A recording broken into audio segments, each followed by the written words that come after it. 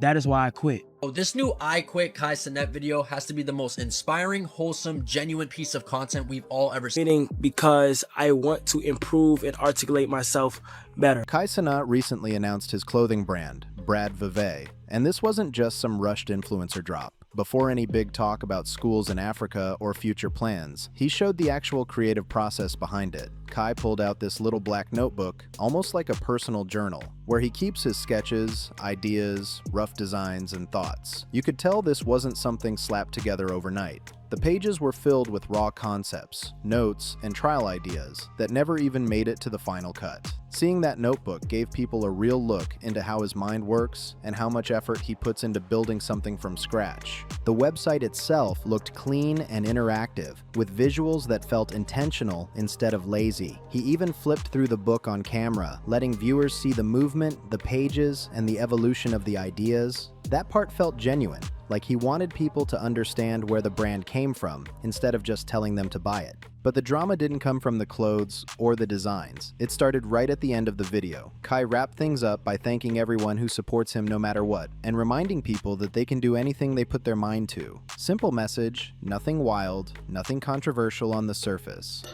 I have this book with me, Atomic Habits. I don't like the way I tend to articulate myself when I talk or try to get a point across, so I think reading is going to help me. Talking to his mom and asking for genuine advice from somebody that only matters, like his mom's been there from the start, to expressing his current mental state and goals that he wants to pursue and literally show you as he's doing it. Bro, Kai Cenat is just as human as me. That he touches up on his mental state and that he's not sad or depressed, he's just overthinking a lot of things. Then people started digging into the description. The project was titled Kai's Mind, and he also shouted out his second channel. On that channel, he's been open about trying to improve himself. He's lifting weights, reading every day for about 15 minutes, and learning about habits and communication. He's even been honest about looking up definitions for certain words while reading, trying to become a better speaker over time. That's where the hate came in. Some people online started clowning him because he didn't know what words like spontaneity or spontaneous meant right away. Instead of seeing someone learning in real time, they treated it like a joke. That mindset is backwards. Talking down on someone who's actively trying to grow is strange behavior. It's the same energy as mocking someone for stepping into a gym when they're trying to change their life. Nobody is born knowing everything. Learning looks messy sometimes. Kai putting that journey on camera isn't weakness, it's effort.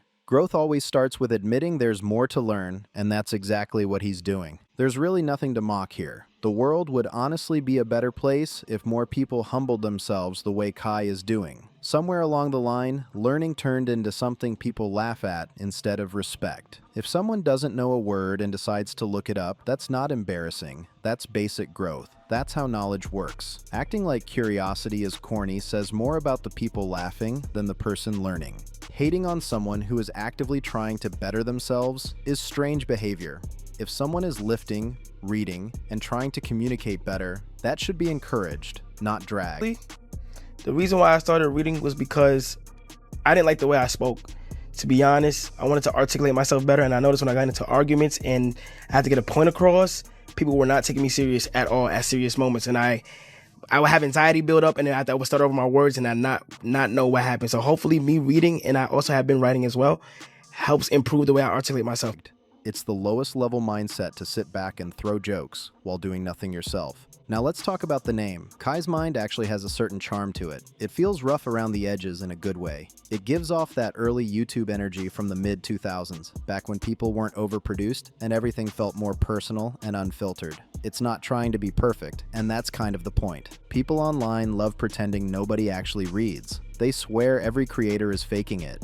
You've seen this before with other celebrities trying to convince the public they read books and nobody believing them. But Kai has posted over 80 videos on his second channel already. With that amount of time, effort, and consistency, it's very likely he's finished at least one book by now. Growth doesn't happen overnight, but it also doesn't mean nothing is happening. One tweet about this whole situation went viral, and suddenly, the conversation shifted into people blaming Kai for ruining Twitch. That take feels lazy. In reality, Twitch changed because its audience changed. A lot of the platform now feels like non-stop noise. Younger users chasing shock value, and people trying to outdo each other for attention instead of substance. Kai didn't invent that culture. He benefited from it, sure, but blaming one creator for an entire platform's direction ignores how the internet actually works. Trends spread fast, especially when younger audiences copy what gets reactions. The long-term impact of that kind of content is something people will probably analyze years from now. At the end of the day, Kai focusing on his brand, his mindset, and his personal growth is the most normal move he could make. I revealed that he'd been reading books for 20 minutes to wait, why did I not see this? 12:34 p.m. Ain't no way. Is this a prank? I'm about to do 20 minutes of reading to improve the way that I speak. Okay, man. Let me see if he actually improved though. Satisfying to cross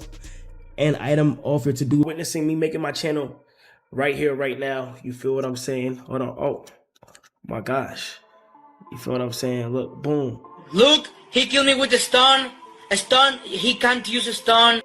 Best of luck with the clothing rollout and wherever this next phase takes him. People keep calling this Kai's old content versus new content, and the comparison is wild. Back then, his streams were loud, chaotic, and built purely for shock value. Some of it aged poorly, some of it was just internet nonsense that worked in that moment. But pretending like that era was high art is revisionist history. It was entertainment for clicks, reactions, and instant dopamine. Nothing more, nothing less. Now look at the direction he's heading. The move was calculated. He pulled off what looks like a modern content heist. He openly asked for 1 million subscribers, hit the goal, disappeared from streaming for months, and came back with a fully formed clothing brand. Whether people like it or not, that's a strategic pivot.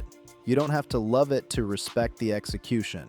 Some critics frame it as milking his audience, but that ignores how influencer culture works. Every major creator monetizes attention. Kai just chose to package it differently. Instead of non-stop streams, he leaned into branding, aesthetics, and identity. His audience clearly buys into the vision, and that's the part people struggle with. There's also this running joke that he sees himself as some high-fashion final boss, like he's stepping into designer territory overnight. When you skip to the end of certain videos and realize it leads straight into promotion, people call it clickbait, but let's be real, almost every creator does the same thing. The difference is Kai owns it up front. He's also not operating in a vacuum.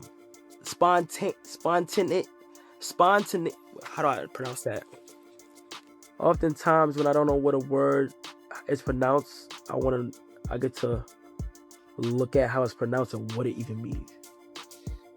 For the past few weeks, I have been uploading videos to my secret channel this entire time. And if you guys want to see what have been going on, click the top link in the description. It's called Kai's Mind. Spontaneity. The condition of being spontaneous. Spontaneity. False. What does that mean? Dichotomy. Other creators around him have launched brands, built businesses, and shifted away from pure streaming. That influence goes both ways. Watching peers succeed outside the algorithm pushes everyone to level up. One thing that doesn't get talked about enough is how influential Kai actually is within his community. When someone with that reach starts promoting reading, self-improvement, and identity beyond streaming, it hits different. The jokes about shadowy forces coming after him for encouraging books are obviously exaggerated, but they highlight something real. Growth messaging feels threatening to people who benefit from stagnation. He even changed his bio from I stream to I create. It sounds vague, but that's the point. He's trying to redefine himself in real time. Whether it lands perfectly or not, it signals a shift away from being boxed into one lane. Now I want to hear from you. Do you think this rebrand is genuine growth or just a smart business move? Drop your thoughts in the comments below. If you enjoyed this breakdown, like the video, subscribe to the BeyondFame channel, share it with someone who's been watching this unfold, and I'll see you in the next one.